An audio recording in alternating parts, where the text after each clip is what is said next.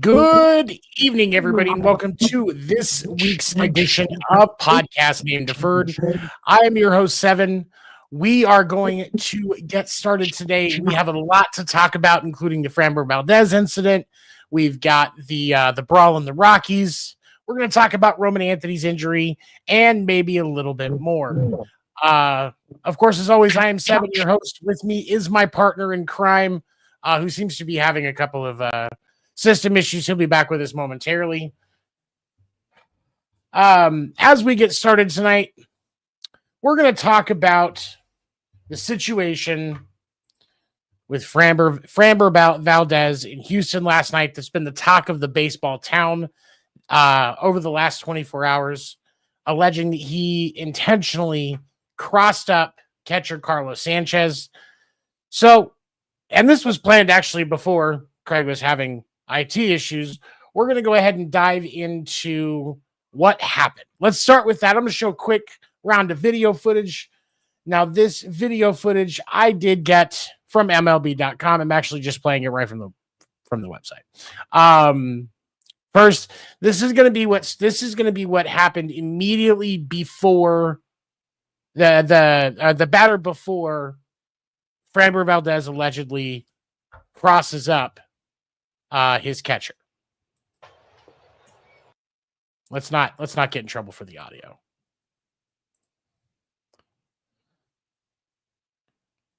All right, Craig, we got the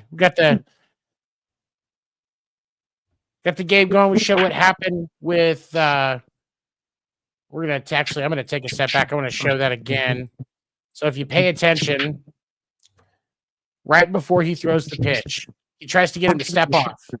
Framber Valdez throws the pitch anyway, gives up a grand slam to Trent Grisham. So we're going to jump ahead a little bit. They're showing the replay. Obviously, Trent Grisham's not happy. And then now we have Anthony Volpe coming up to bat. And hold on. Nope, I didn't want to do that. Okay, so that was the first pitch. When Volpe comes up to bat. A ball outside.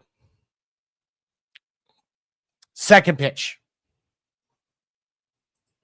And this is where Framber Valdez crosses up his catcher, Carlos Sanchez. Now, for me, I know that there's been a lot of debate, and I know that Craig certainly doesn't think very highly of Framber Valdez, and he's not my favorite pitcher either. But I don't think it was intentional. And here's why. If you look at these stats right here that you can see just from the game that they're in the fifth inning, This is the Framber Valdez has already thrown, I believe that was his 91st pitch. It was that was his 91st pitch, the one that crosses up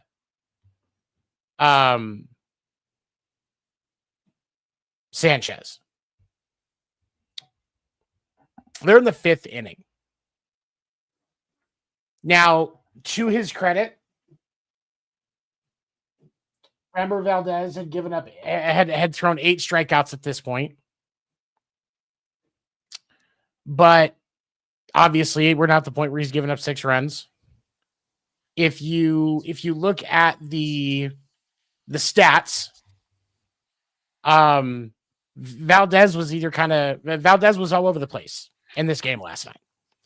So I can't for the life of me think, and he knows that Framber Valdez has been a starting pitcher in Major League Baseball long enough that he knows that he was not locating like he should have last night.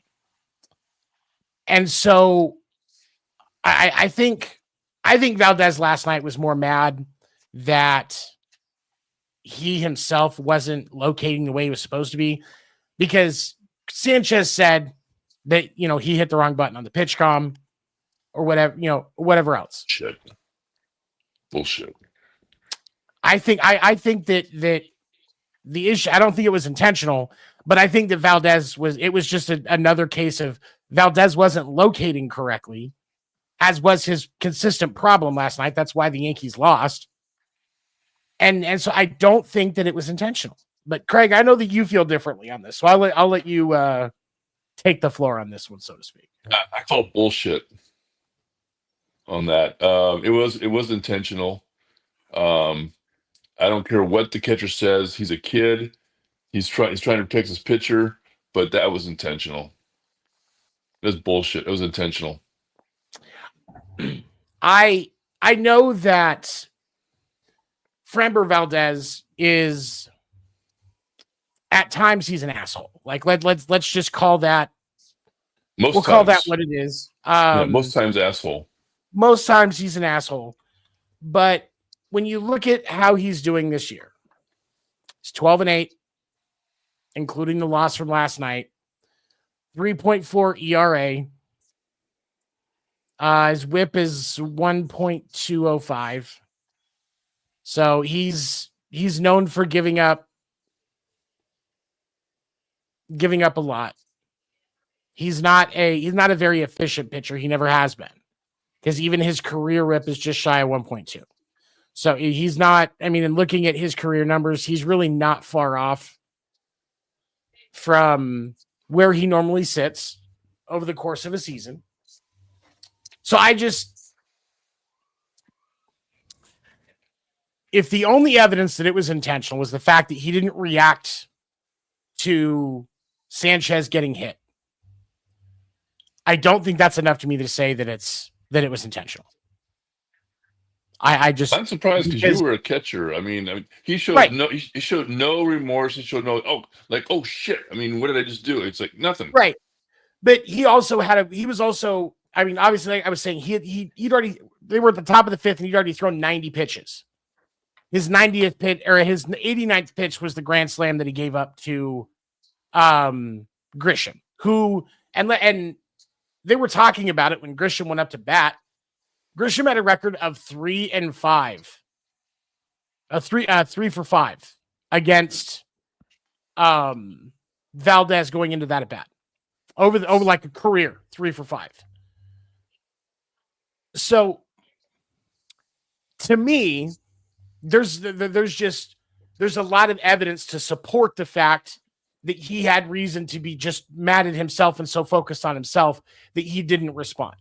Would I have liked to have seen him respond? Absolutely. I think it was inappropriate that he didn't, but I think the reason he didn't respond is he was being selfish. He was more worried about how he was looking in that matchup and everything that he'd already given up, because yes, he already had 8 strikeouts, but if he wasn't striking you out, he was giving up a hit. And that would be frustrating for any pitcher. So I'm going to give him the benefit of the doubt. Now, if he if he's standing there, if they're arguing back and forth, or they're getting to the dugout and they're arguing back and forth. No. If they argued, it was in the clubhouse. And there are some reports that said there was arguments. But again, I feel like this was more just because of a bad outing than something that's that hyper specific, because miscommunication happens between catchers and pitchers. Unfortunately, I won't say all the time, but it happens.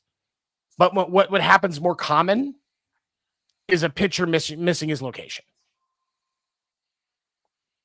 And that to me, and the clear evidence of location issues for Framber Valdez, that to me is more why he was frustrated. And he was just so busy thinking about himself. He wasn't checking on his teammate.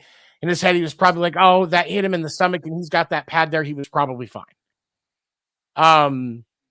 It was a 93-mile-an-hour pitch, so he felt it. He definitely felt it. Oh, yeah, he did. And so I would say I don't think he was. Again, I don't think he was mad at Sanchez specifically as much as he was realizing that he did a shitty job last night. Well, knowing going into that hitter's 3 for 5, he has no fucking excuse. He shouldn't. No excuse whatsoever. He should not have given up the grand slam to Trent Grisham. No, if I'm the manager, I'm fining his ass. I'm fining him $15,000 for not keeping his head out of his ass. And he should have listened to his catcher. He should have listened to his catcher. Yep. Because because here's the thing: is it possible that he still gives up a grand slam to Trent Grisham if he had stopped instead of throwing that pitch? Is it possible? Absolutely. But because he didn't stop and he was distracted, he gave him a fucking meatball in the middle of the plate. That was just below middle where that ball crossed the plate in front of Trent Grisham. If I was the manager, I would have eviscerated him right there on the fucking mound. He should have been pulled right there. Yeah, in pieces. Because and they had, because I went back, because when I pulled this footage today, I watched what was going on, because I wanted to get an understanding of the situation. They already had somebody up in the bullpen. And if you're the Astros, because the Mariners are right on your ass, the Mariners are in a series right now against the Rays. You cannot count on anything for the Mariners right now, whether it's a win or loss, because of the fact that they're playing the Rays, who are such a hot and cold team. Yep. That means you got to be aggressive if you're the Astros right now, because they only have a 2-game lead, 2.5. Yeah. So if you're Houston, why was he not pulled before that? Knowing that he has a dog shit record against Trent Grisham. Yeah. That's like leaving Garrett Cole in the 5th inning against Rafi Devers when he's already thrown 100 pitches. That's just as much the coach's fault as it is Valdez's fault, because he didn't pull him like he should have. Yeah, I agree. That loss, I mean, that grand slam is on the manager, it's on the pitching coach, it's on the pitcher, it's not on the catcher. No. Not on the catcher. That kid is blameless. He didn't do anything bad there. And I know that Carlos Sanchez doesn't get exactly a lot of and so that's not his name. His name's not Carlos Sanchez. Hold on, what is it? Now I feel like an asshole because I've been saying the wrong name the whole time. What is his name? Maybe it's the message I sent you. Wait. Go back to that. I've got it right here. Hold on. What am I doing? Carlos Salazar. Sorry. Yeah, Carlos Salazar. He's blameless. Like he didn't do anything wrong. But his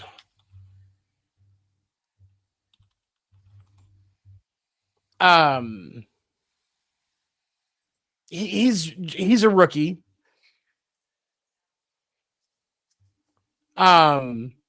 He doesn't have a lot of experience. But so he knew he could feel how the game was going. He knew it was time for him to step off the mound, you know, and Oh no, it's not even Carlos. It's Cesar Salazar. I feel like an asshole even more. Like he's hitting 231, but as a player, he hasn't been horrible. He's been the backup catcher in Houston for a few years. He hit 320 last year. It was only over 25 at bats, but it's not his fault he's not getting the playing time. But he's not horrible at what he does. Like I said, I watched a decent chunk of that game just so I could kind of get a feel for how things were going.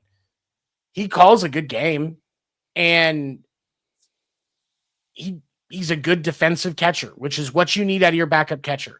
You don't need somebody that hits 280, 300.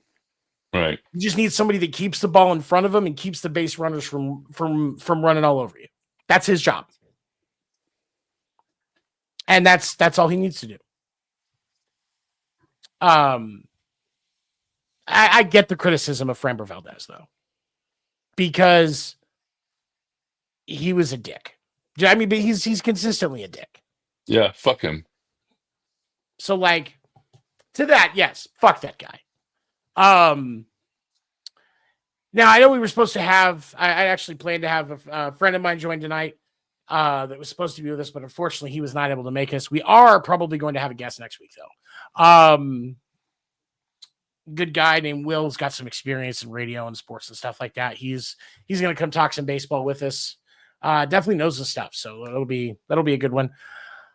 But all right, we're going to go ahead and move on to my favorite topic. Not so much your favorite topic. It is today. But it is today. So we'll start talking about Rafi Devers in general. You know, Rafi has actually turned it around, especially since the break.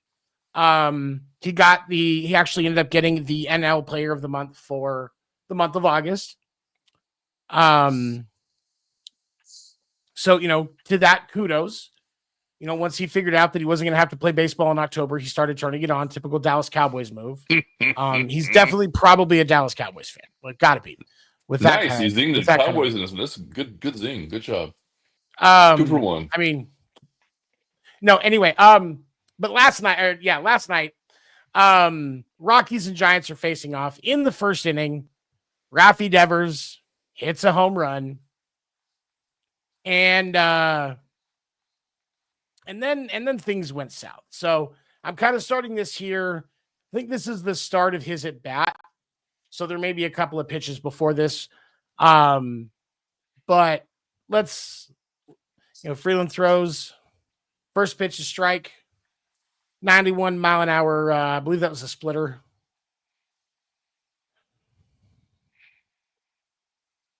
Of course, they're going to factor in his Boston stuff so his numbers look better. Ballpark. Foul ball.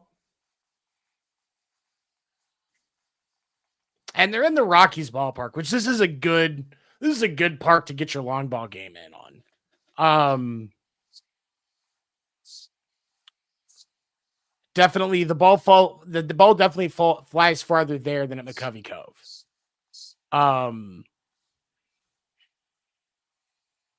So this is the 6th pitch of the game. Foul ball, 92 mile an hour splitter. I think it was a splitter.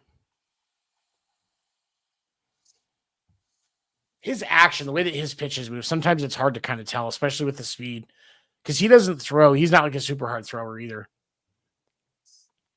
7th pitch. Got one on. Another foul ball. Count still 0-2.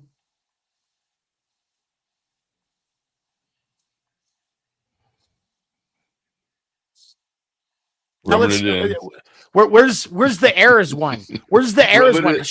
How many errors? How many errors does he have in that time? Where does he rank for the errors at third base in that time frame?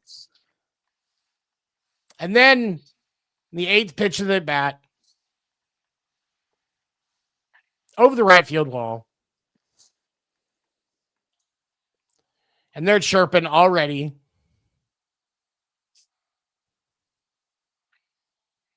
What a pussy. And then you have the on-field cuddle huddle. I like that. Cuddle huddle. I like that. Matt Chapman did get it was announced today. Matt Chapman did get a 1-game suspension. I didn't see if Adames got anything off of it. And then obviously, and from in the ejection last night in the game, Kyle Freeland, Willie Adames, and Matt Chapman were all 3 ejected. But I'll let you, as the Giants fan, I will let you tee off on this one first. I'm going to be speaking as a baseball fan, not as a Giants fan. I'm speaking as a baseball fan who's 66 years old, who's saying, Kyle Freeland, get the fuck off my lawn. You got a problem with Devers? Put a fastball in his ear hole. Stop your pussy chirping. Just stand up and be a man instead of a puss boy that you are. I mean, Bob Gibson wouldn't have done that. Tom Seaver wouldn't have done that. They just wait till next time up. Okay, fine. You took your nice little stroll to first base. Here's a fastball in your ear to help you think about maybe not doing that next time. Just Kyle Freeland, fuck you. Here, make it closer. Kyle Freeland, fuck you, you puss boy. Oh, God. It's pitchers that take exception to somebody pimping out a home run piss me off. Yeah. Because, first of all, you know how hard it is to do that? To hit a home run in Major League Baseball? The number of individuals that have been able to do it, it wouldn't even, to hit in a professional hit a home run in a professional Major League game, wouldn't even fill up the smallest ballpark in the Major League Baseball, Progressive Field. Because the total number of people that have ever played professional baseball wouldn't fill up Progressive Field. So that certainly wouldn't. If I achieve something like that, I'm going to pimp it a little bit. Am I going to be like, riding the pony all the way around the bases? No. But I'm going to, the bat's going to get tossed a little artistically. And I'm going to take a nice little trot around the bases. I'm going to enjoy it. Maybe flex to the bullpen as I'm rounded second. Do whatever the team sign is when I'm rounding third, or wherever for the whichever, whether it's first or base, depending on what side I'm on. And then when I get to the home plate, I'm celebrating, because it's a remarkable achievement. And if you're a pitcher, if you get offended by that, there's a simple solution: get good. Oh wait, literally every pitcher that's ever pitched in Major League Baseball has given up a home run. Literally every single one. But not every player that's taken an at bat in Major League Baseball has ever taken, or has not every player that has taken an at bat has gotten a home run. It's hard to hit a home run in the majors. And so Kyle Freeland, if your ego was that devastated, I get it's Rafael Devers. He's kind of a dick sometimes. We've been talking a lot about that today. Get good. Because, or next time up, hit him. I mean, I was a pitcher. No. Yeah. You hit him up me, and if you do that dance around me, fine, I'll follow that away next time I face you. Fastball in your ear hole. Buzz the tower. Yeah. Trim that gut a little bit. I mean, it happens. Again, I've spoken out against it, but I understand it happens. It is what it is. There are better ways to handle it, because as a result, you put more strain on your teammates. Yep. Because it was a lot easier for the Giants to deal with the loss of Matt Chapman and Willie Adames than it is for your team, Kyle Freeland, to deal with the loss of its starting pitcher 8 pitches into the game, or 7 or 8 pitches into the game. Yep. That has a bigger impact. You I'm sure fucked your all team more than that 390 home run people did. that were there were pissed. You think there was that many people there? 390, I think so. Yeah, I think it was get a ball day. Everybody gets a ball at the yard today. Well, and there was probably some Giants fans that made the trip because their dispensary cards work in Denver too. So I just well done. 350, 400. But man, it's classless, and that's the thing that frustrates me about guys like this that throw a temper tantrum. Like I was watching a video earlier. It was from a couple of years ago. A player hit a home run off of Lance Lynn.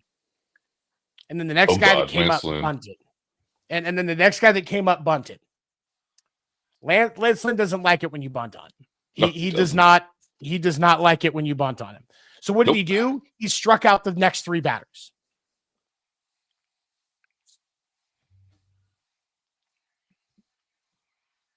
That was a far better response than how Freeland responded.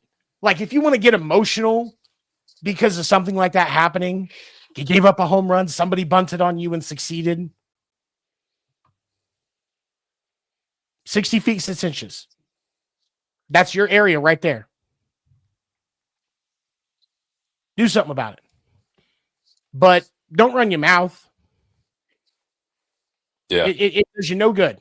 It does you no good because at the end of the day, you're going to hurt your team more than help it. And I guarantee you that the Giants, to a man, have filed that game away, and they can't wait to face that asshole again next season. I would not be surprised. Is he going to have a job next season? That's the question. I hope so they can face him and beat the crap out of him again. Let's take a look. So he's in his 8th year. He's got a career ERA of 4.5. Stealing money. Just stealing money. He's only ever played for the Rockies, so he's probably not stealing too much money. What does Sport Track say his contract is?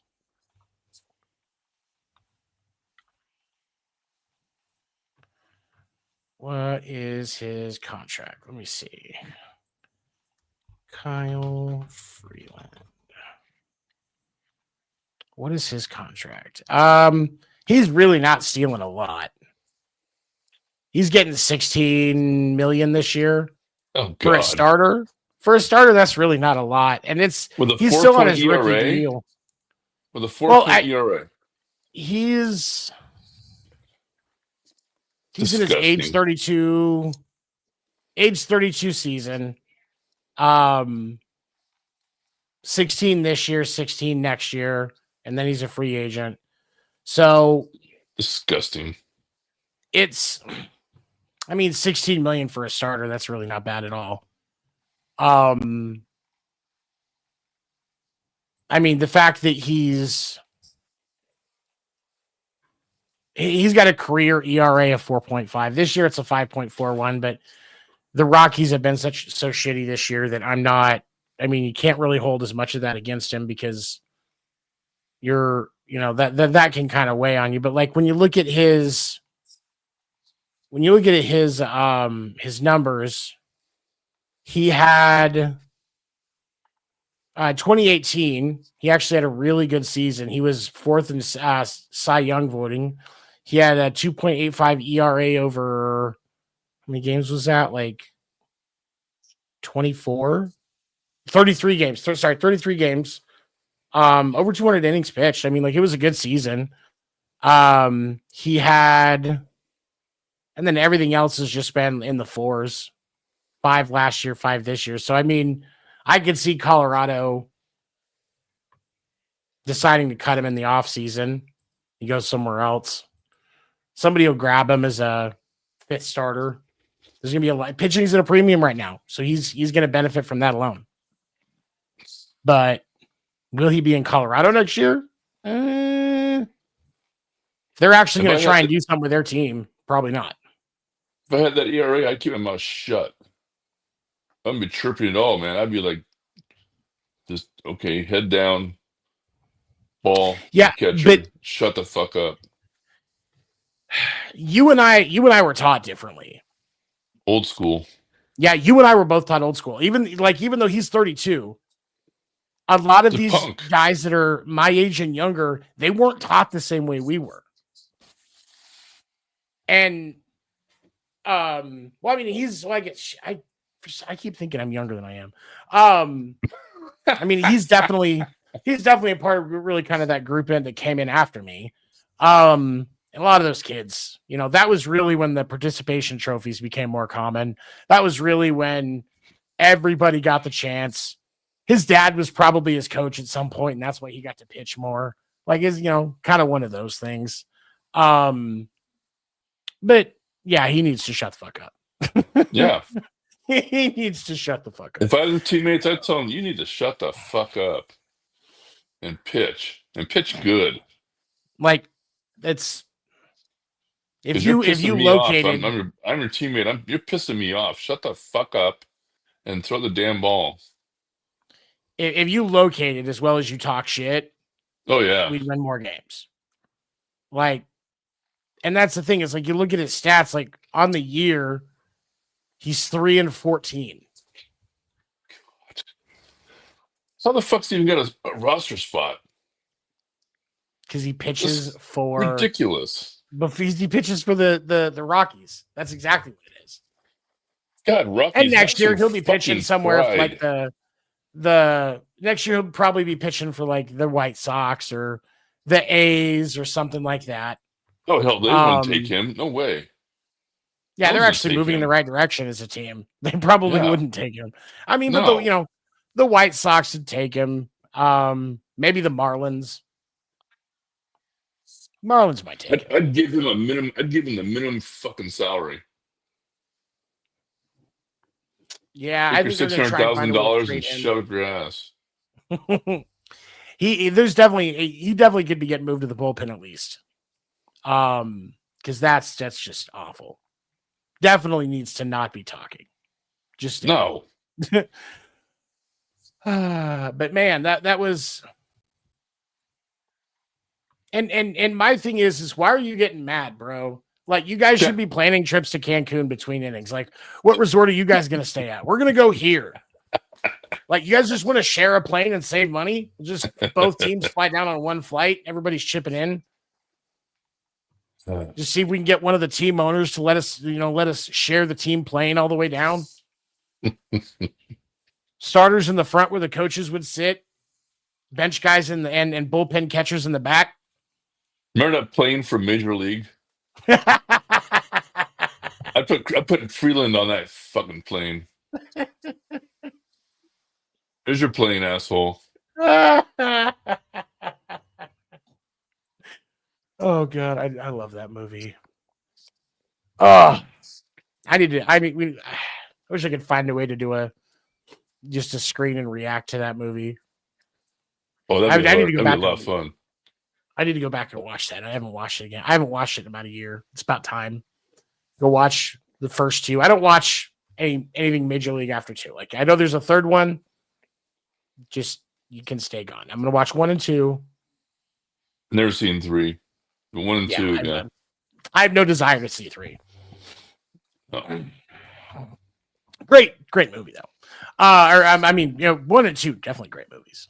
Yeah. All right, so it's definitely going to be a shorter show than usual, but the next thing that we are going to talk about is Roman Anthony, one of the hotter rookies in the league that has definitely had a lot of conversation about him. He came out of the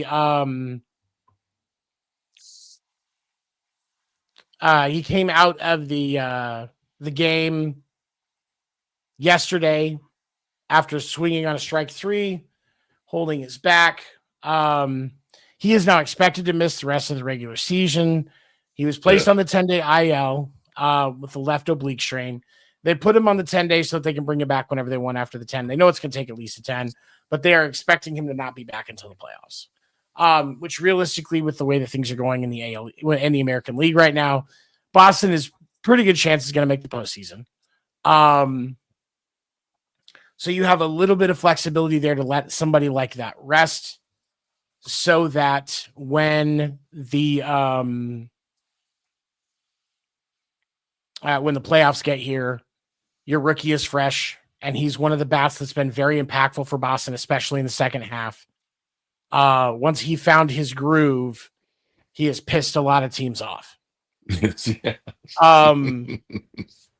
And that's a good thing to do as a rookie. You want to make some noise because you want them to be trying to adjust to you, and when it's not working, they're getting even more mad because that means they're starting to circle facing you on the calendar because they know they're going to have to put some extra work in, and that's a good thing.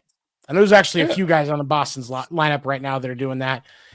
Trevor Story has found his groove, and a couple others like Jarren Duran seems to be kind of in and out of his positive movement. Bregman, obviously, he's kind of been a little down recently, but overall he's doing exactly what he needs to. Romy Gonzalez has been a huge help for Boston in this second half. So there's a lot of potential there. And I know that from a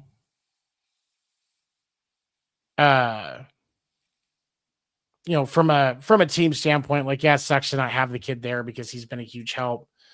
But at the same time, it's okay. You know what I mean? Like, this is the last we can shoulder for now. I agree. I hope it doesn't become a problem, at least. But there is, of course, there's always the chance something could go wrong. Red Sox fan, come on, think positive. Listen. Think positive. I've had to deal with so much shit the last few years. You guys have only had to deal with Rafi Devers bullshit for the last 3 months. I've had to deal with it for the last 5 years. 5+ years, because I'm pretty sure he was on the team in 2018. I think he came up, 2017, 2018, something like that. But he's gone now. Yeah. He's gone. I mean, that's that. And I was talking with somebody about the trade the other day, and they're like, well, I mean, he's starting to heat up now. You haven't really gotten a lot out of Hicks. He's proven to be pretty useless. Tibbs was traded. I think he was. If he hasn't been traded yet, it's expected he's going to get traded because of the backlog that Boston has in the outfield right now. And I said, and then Aroldis Chapman gets extended 2 years. Mutual option after the first year. They had to. They didn't have a choice. I mean, yeah. And Chapman hasn't given up a run in like 53 innings. The last time he gave up a run, Boston lost tonight 8-1. But they won the first 2 games they beat Cleveland the first 2 games. So this was a bullpen game. Dustin May was pitching to start it off. Harrison started the game. No, Dustin May pitched. Kyle Harrison hasn't come up yet. Oh, he hasn't? No, he didn't end up calling him up. They didn't? He hasn't pitched yet. Nope. He may be pitching tomorrow. You suck. Yeah, Dustin May started tonight. In the two innings that Dustin May pitched tonight. Let me get the numbers back in front of me here. Where's the box score? There it is. He gave up, was it 4?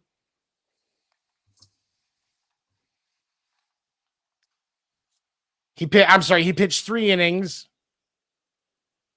He gave up 3 runs. Zach Kelly came in, gave up 2. Matz came in and gave up 1. Hicks came in and gave up 4. Oh, God.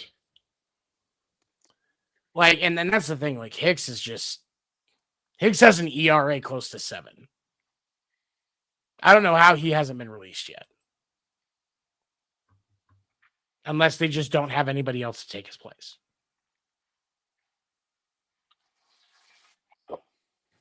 Call up, I mean, because then I think that's the problem is you can't take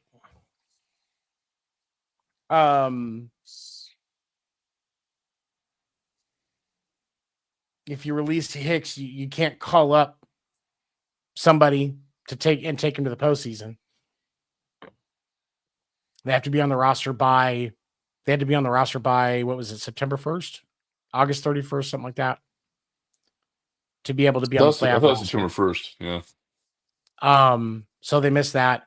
I think because of the fact that Harrison started earlier this year for San Francisco and he's on the 40-man, I think they might be able to use him in the postseason, but I don't know. And that's the part that frustrates me is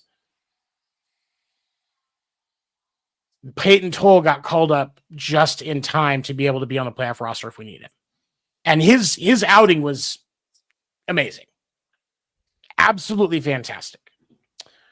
The reason that the Red Sox lost that game on Saturday had nothing to do with Peyton Toll. He only gave up 2 runs. He set down his first 3 batters.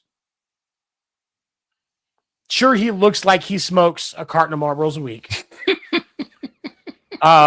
He definitely looks like the type of guy that calls somebody a pussy for putting their bourbon on ice. Keep going. Like, keep going. He looks like he's worked for at least 3 truck driving companies. But he's a hell of a pitcher, and that's the part that matters. And I like him. I really like him. But the reason that Boston is not going to make a World Series run is going to be because of pitching. And it sucks. I will cheer loud and proud for my team, just like any other fan would. But the objective analyst in me is like, once you get past, once you go from Crochet to Giolito to Bayo, you get Toll. Bayo can be inconsistent. Giolito's had a couple of scratchy things too. Like he'll be great for an outing, and then the next outing, you're just praying for it to be over sooner rather than later. Boston needs more consistency in pitching, and I don't think that they did enough to resolve that because Dustin May doesn't solve that problem. I could have told you he wasn't going to solve that problem when they traded for him. They would have gotten more consistency out of Zach Gallen had they traded Arizona for him. Yeah. Than Dustin May. And that's the part that irritates me. Like, Breslow has done so many good things. And Hein Bloom drafted really well for a number of years because a lot of these guys that are making a difference right now for Boston, Hein Bloom drafted him. And I think that's something that's worth considering. What's up, Kyle? What's up? Hey, Kyle. What's up, Mr. Clemens? Like, Hein Bloom drafted those guys. So I don't think Hein Bloom got the respect he deserved. But the pitching problem in Boston right now is going to be their downfall. And it sucks. It does. But when we have our yearly tradition of calling a World Series game live, at least we will be able to be as objective as possible because it won't be about either of our teams. We already we know that. Thank God that problem's solved. Oh man, the concern, my friend. But yes, we are going to be doing that. And I think we also, maybe depending on our schedules, we might even try to see if we can do something for some of the earlier postseason games. I will at least do some TikTok lives for that stuff. If Craig's schedule isn't going to allow it. Sorry, it's been a long day and we just had baseball size hail earlier. Like, okay, they said it was going to be baseball size hail. It was quarter size. I'm worried about you guys because I saw the weather here in about you guys, your area is like, oh crap. It was. I posted a couple of pictures on my Facebook. Like I because the way that the actual bulk of the storm was going, like we watched the worst of it kind of like just pass by, like maybe like 10 miles away. Like it was that close, but we were on that edge. We got maybe 3 minutes of quarter size hail. That was the worst thing we got. And the cell had the rain and stuff that we had passed over us within a half hour. Okay. Not even good. That. So yeah, it was. I already checked the car. Everything's good there. Maybe a couple of hail dents, but the glass is fine, and that's the part I care about. My get around town car is a 97 Buick LeSabre. I don't really care if it has any hail dents. Would probably give us some more character. The Widowmaker. Oh man, nah, that's the baby maker. What it is? That back seat's huge. I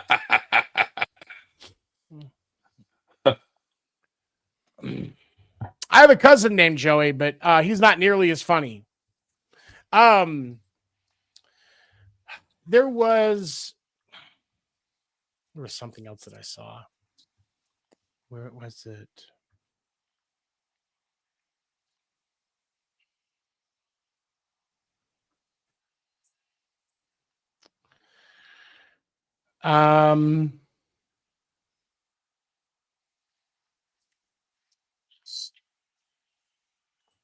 D-backs are getting $500 million in renovations to Chase Field. That's for the best. It's not a bad stadium. I've said it many times. I like watching games there. But it needs some updates. That's probably for the best. New hot tub? It's probably about time. I mean, hopefully they've at least changed the water once or twice since they first put that thing in there. Because if not, there's probably people getting pregnant from babies that were left there in 1998. We gotta stop thinking alike, man. That's scary. Oh yeah, it's getting creepy. Milwaukee Brewers, best team in baseball. Reliever Shelby Miller, who's actually been a huge piece for them, is officially done for the year. Finished the season with a 2.74 ERA, 10 saves, 54 strikeouts, a whip of just over 1.0. He has, how many games has he been in this year? 11. Yeah, he's been in 11 games and had gotten 10 saves. Like that's a pretty good number. Pretty good.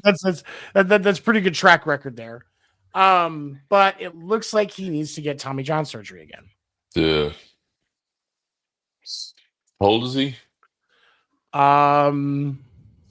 34. Okay. But the thing for me, the reason that I'm concerned about him, and I hope that I'm wrong, but the concern that I have about him is at 34, he's already a bullpen guy, and like he's a closer. He had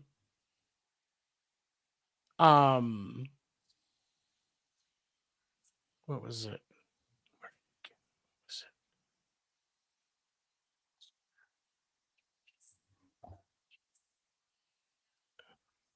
There it is. Okay. He had really only pitched a total of we'll call it 10 innings this year. Last year, he only pitched 36 innings. The year before, it was 55, 42. The year he was with the Giants, he only pitched, 7 innings that year for you guys. Total of 12 innings between Chicago and Pittsburgh in 21.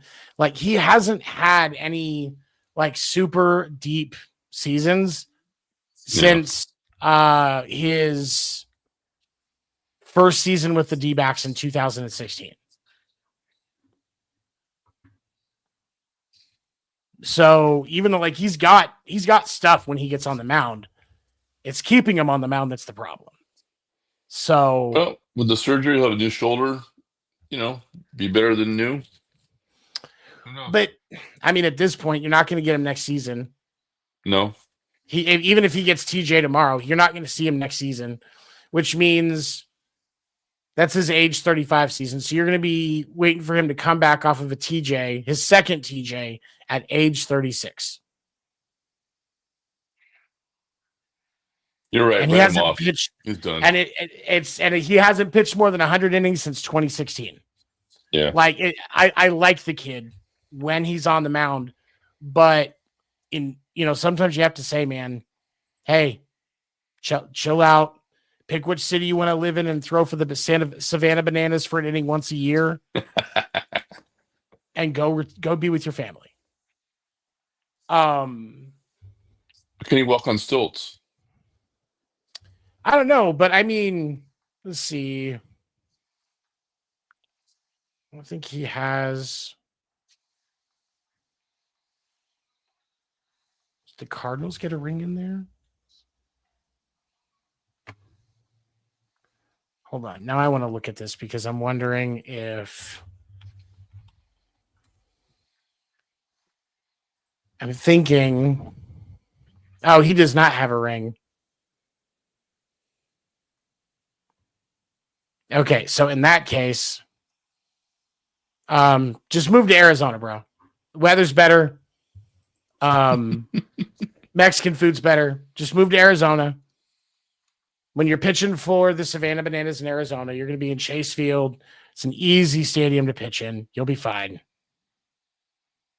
You can probably, with a bit from the Bananas, go jump in the pool when you get done with the inning, and just cool off in the hot tub right there. You don't even have to wait till you get to the clubhouse to start your rehab. You can just jump in the hot tub and get it going. Just keep your girlfriend out of it, though. If you're going to bring her in, wait till after everybody's left. I think that's kind of the key. The key to that one. But yeah, no, it's that's a little bit of adversity that the Brewers are going to have to deal with. Yeah. I hope for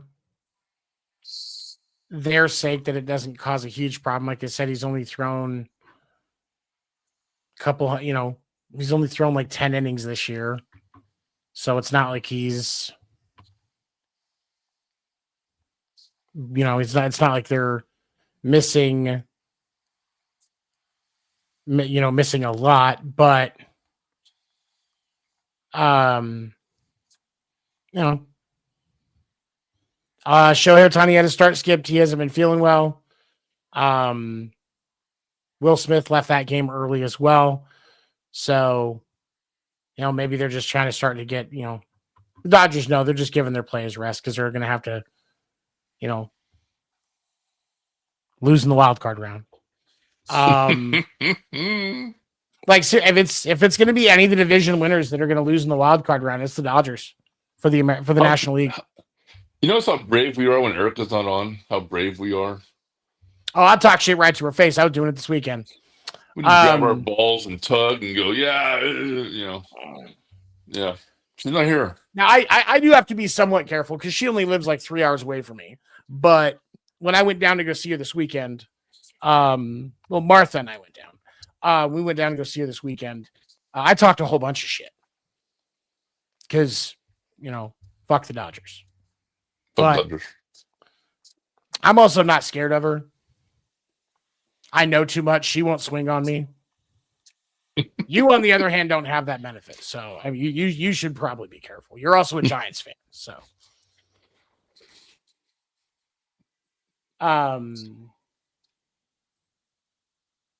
yes, Shelby has had some injury issues in the past. So that's the thing with him.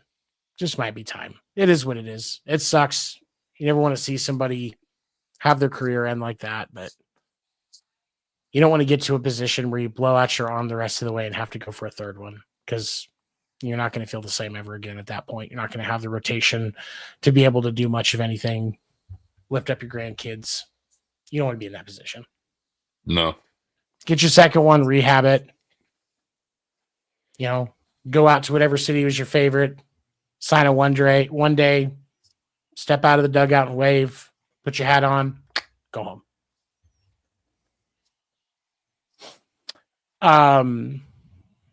You make a lousy agent for him, you know that? I got my 10%. What do I care?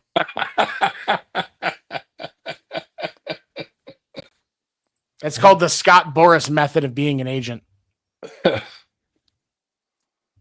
Fuck that guy. Okay. Before we wrap up tonight, any final thoughts? I think I left it all on the field tonight, Coach. F-bombs, all F-bombs, but yeah, I left it all on the field. It's great therapy for me. I feel much better. That's the way I do it. You feel better after you get it all out there. For me, I'm so glad that for those of you that joined us live, you were able to. David, Kyle, appreciate you both for being in the chat. For those of you watching after, definitely leave comments below. I do try to, check stuff out throughout the week, respond back as possible. Check me out on TikTok and post baseball content every day. I'm actually going to be posting some baseball video game stuff here in the next few days when I get time to record it. Our game? No, it's Backyard Baseball 2001. Oh, okay. Because when you post a few video game clips on TikTok, they will change it to where you have the ability to go live from a desktop, and then that'll mean that I can put the show on TikTok. I'm smart every once in a while. So I'm going to be posting Backyard Baseball clips, maybe Super Mega Baseball 4, because it has David Ortiz in it. And it looks ridiculous. I haven't played it yet. I do have it downloaded on my laptop, though. But it looks just dumb. And I can't wait to play it. But I will be posting stuff like that. Follow me on TikTok at FGD and then 7 spelled out SEVEN. During the week, lots of great content right here on the Wire Sports Network. Every day, every evening, shows covering all sports topics take place, hosted by individuals that know what they're talking about, have great personalities, are great people in general. Would appreciate it if you would support all of that content. Yes, MVP Baseball 2005, quite possibly the best game ever. MLB The Show has nothing on that game. For real. For my amazing co-host, the sexiest man in Santa Ana, I'm your host, 7. Thank you for joining us this week on podcast named Deferred. We'll see you next week, 10 p.m. Eastern Wednesday night on this channel. Have a good night, everybody.